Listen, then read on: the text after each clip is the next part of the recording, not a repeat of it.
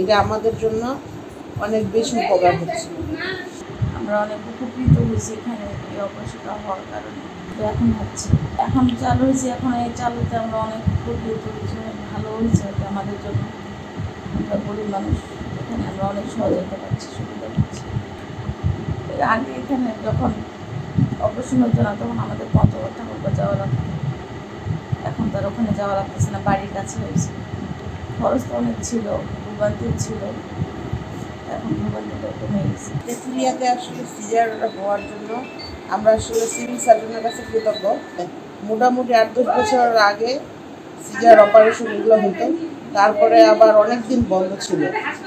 এখন এই 3-4 মাস হয়েছে চালু হয়ে, মানে আমাদের বিশেষ করে প্রত্যন্ত এলাকাতে যে রুগীগুলো আমরা থাকতেছি এগুলো যে কত বেশি, মানে শুধুমাত্র টাকা না, সব দিক দিয়ে যে হ্যারাসমেন্ট ভোগান্তিটা কম হচ্ছে, এটা আসলে অনেক বেশি। এটা আমাদের জন্য অনেক বেশি উপকার হচ্ছে। এখানে কোনো খরচাপাতি নেই বাইরে যদি খরচ, মানে ওরা এই যে এক্সরে করলে বা ব্লাড পরীক্ষা করলে এগুলো তো খরচ হবে। এইখানে আমাদের কোনো খরচ হয়নি, বাইরে যা খরচ তাই। দূরে গেলে তো আমাদের খরচ হবেই। যেমন আমি ওখানে বেডে শুয়ে থাকলে যে কেউ আমাকে দেখতে গেলে ওদের খরচ, আমাদেরও খরচ হতো, ওদিক থেকে আমি বাঁচাই পাইছি। পরবর্তী আগে তো অনেক দিনেই বন্ধ ছিল, এই চালু হলো 6 মাস। 6 মাস থেকে মনে হচ্ছেন ভালোভাবে পরিস্থিতি হয়েছে, চালু হয়েছে, সিজার হইতেছে, অপারেশন হইতেছে, অনেক গরিব অবস্থা, আমরা অনেক সুবিধা পাচ্ছি। আমাদের এখানে প্রতি মঙ্গলবারে অপারেশন হচ্ছে, এলাকার মানুষের অনেক উপকার হচ্ছে। কিছু যন্ত্রপাতি আমাদের এখানে শর্ট আছে, থার্মি মেশিন, এগুলি যদি আমাদের স্থানীয় এমপি মহোদয় অথবা জনপ্রতিনিধিরা যদি হেল্প করতো তাহলে আবার আমাদের সিভিল সার্জন স্যার অনেক কাজ আগায় নিতে পারত।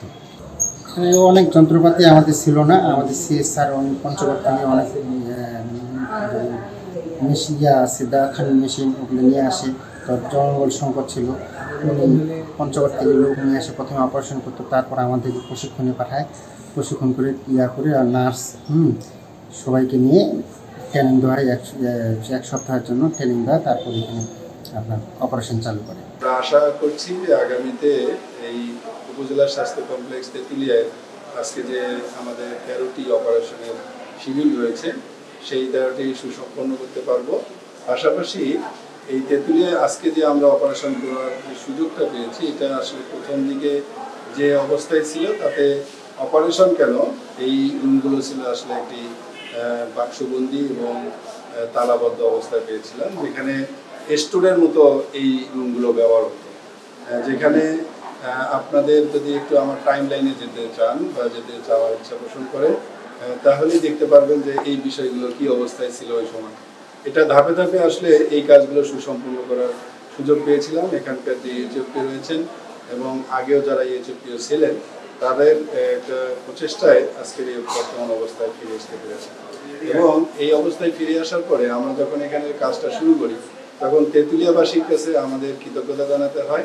তারা আমাদের পূর্ণ আস্থা রেখেছেন আমাদের প্রতি, এবং আমাদের প্রথমে যখন চিন্তা করলাম তখন এটাকে কিন্তু উপযোগী করার জন্য প্রথমে রুমগুলোকে পরিষ্কার করতে হয়েছিল। তারপরে আস্তে আস্তে বিভিন্ন জায়গায় যে মেশিনগুলো রয়েছে সেই মেশিনগুলোকে পুনঃস্থাপন করতে হয়েছে। এবং আজকে আমরা যখন এই তেঁতুলিয়ায় অপারেশন করতে আসতেছিলাম, তখনও কিন্তু আমরা আধুনিক সদর হসপিটালের একটি ইনস্ট্রুমেন্ট, যেটা রক্ত বন্ধ করার জন্য অতি প্রয়োজনীয়, সেই ডায়াথর্মি মেশিনটাও আমরা আমাদের যানবাহনে করে এনে আজকের অপারেশনটা সুসম্পন্ন করছি। এতে করে আমি যেটা বলতে চাচ্ছি যে আমাদের এই কাজের যে ধারাবাহিকতা, এই ধারাবাহিকতা রক্ষা করতে গেলে লজিস্টিকের যেমন প্রয়োজন, পাশাপাশি সকলের আন্তরিকতা এবং সহযোগিতাও প্রয়োজন।